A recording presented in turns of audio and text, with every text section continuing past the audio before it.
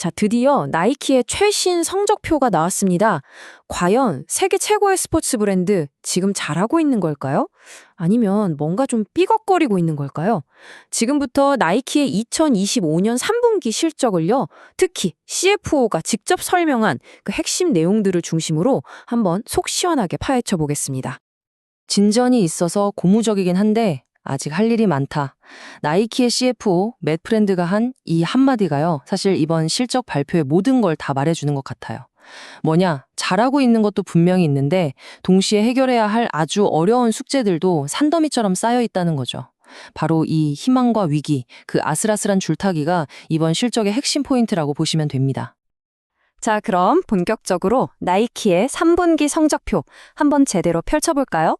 과연 어떤 숫자들이 우리를 웃게 하고 또 어떤 숫자 때문에 골치가 아파지는지 핵심 지표부터 바로 확인 들어가겠습니다.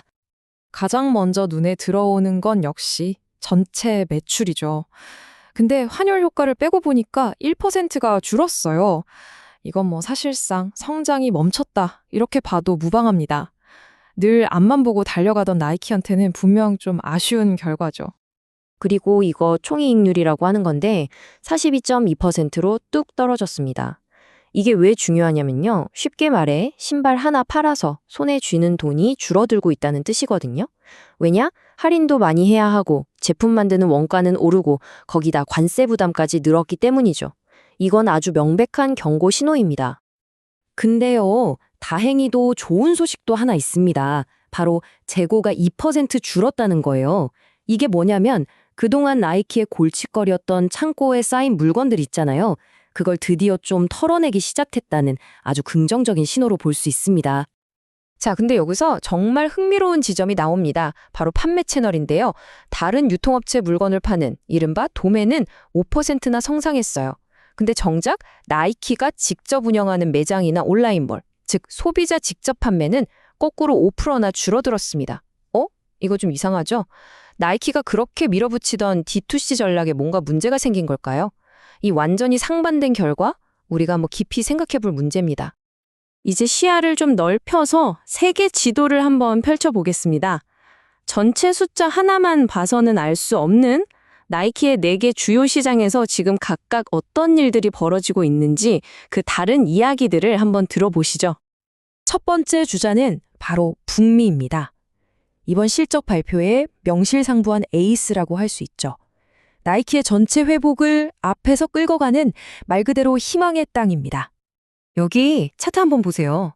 북미 지역 매출이 4% 성장했습니다. 다른 지역에 비하면 정말 대단한 성과죠. 특히 도매 채널에서는요, 무려 12%나 성장하면서 이제 회복이 본격적으로 시작됐구나 하는 걸 확실히 보여주고 있습니다. 자, 다음은 유럽, 중동, 아프리카를 포함하는 EMEA 지역입니다. 이곳은 재고 정리라는 큰 숙제는 끝냈는데 이제는 소비자들이 지갑을 꽉 닫아버리고 여기저기서 할인 경쟁이 붙는 아주 힘든 싸움을 하고 있는 곳이에요. 보시는 것처럼 EMEA 전체 매출은 1% 성장, 간신히 플러스를 유지한 수준이죠. 국미처럼 막 폭발적인 성장은 아니지만 이 어려운 시장 상황 속에서도 어떻게든 버텨내고 있다. 이 정도로 해석할 수 있겠습니다. 그리고 이번 실적 발표의 가장 아픈 손가락이죠. 바로 중화권 시장입니다. 매장을 찾는 손님들 발길이 뚝 끊기고 있고요. 시장을 되살리기 위한 아주 강력한 조치가 시급한 상황입니다. 그리고 이 숫자가 지금 상황이 얼마나 심각한지를 그대로 보여줍니다. 중화권 매출이 무려 10%나 폭락했습니다. 나이키의 가장 중요한 성장 동력 중 하나가 지금 꽂아버린 거예요. 이게 전체 실적에 발목을 아주 제대로 잡고 있습니다. 마지막으로 아시아 태평양과 라틴 아메리카, APLA 지역입니다.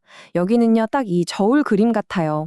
한쪽에서는 잘해서 성장의 추가 기울고 있는데 다른 한쪽에서는 재고라는 무거운 짐이 짓누르고 있는 말 그대로 희비가 완전히 엇갈리고 있는 곳입니다. 차트를 보면 APLA 지역 전체 매출은 1% 성장에 그쳤습니다. 도매 쪽은 꽤 괜찮았는데 직접 판매가 영 부진하면서 결국엔 제자리 걸음을 한 셈이죠. 이 넓은 지역 안에서 성과가 얼마나 들쭉날쭉한지를 딱 보여주는 결과라고 할 수 있겠네요. 지금까지는 나이키 내부 사정을 들여다봤다면 이제는 나이키를 외부에서 아주 거세게 흔들고 있는 거대한 적, 이번 실적 이야기의 진짜 빌런에 대해서 한번 이야기해 보겠습니다. 여러분, 지금 나이키의 이익을 가장 크게 위협하는 게 뭐라고 생각하세요? 아마 깜짝 놀라실 텐데 그 정답이 바로 여기에 있습니다. 네, 정답은 바로 관세입니다. 나이키가 앞으로 1년 동안 추가로 내야 할 관세 비용이 무려 15억 달러, 우리 돈으로 거의 2조 원에 달할 거라고 해요. 근데 더 놀라운 건요, 이게 불과 석 달 전 예상치보다 5억 달러나 늘어난 수치라는 겁니다. 상황이 정말 빠르게 나빠지고 있다는 뜻이죠.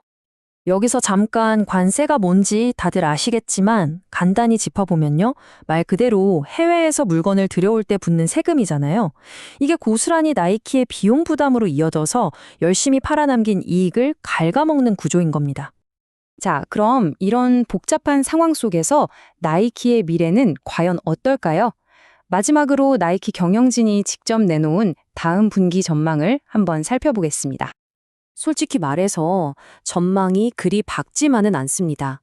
다음 4분기에는 매출이 또다시 조금 줄어들 걸로 보고 있고요. 수익성을 보여주는 총이익률은 최대 3.75%포인트나 폭락할 걸로 예상하고 있습니다. 이건 정말 먹구름이 몰려오고 있다는 신호죠. 결국 우리는 이 질문 앞에 서게 됩니다. 나이키는 분명 나름의 계획을 가지고 있다고 말합니다. 하지만 꽁꽁 얼어붙은 소비 심리와 관세라는 예측 불가능한 폭풍 속에서 과연 그들의 계획이 나이키를 다시 한번 승리로 이끌 수 있을까요? 그 답은 오직 시간만이 말해줄 것 같습니다.